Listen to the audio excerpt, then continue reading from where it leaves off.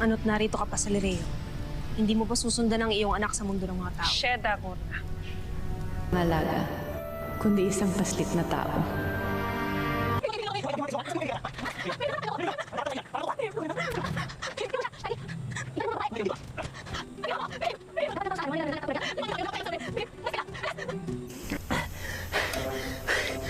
Napay ko yun eh!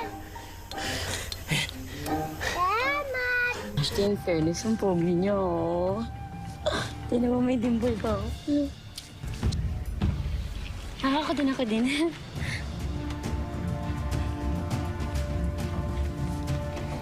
Ayoko pa mamatay. Gusto ko pa lumaki.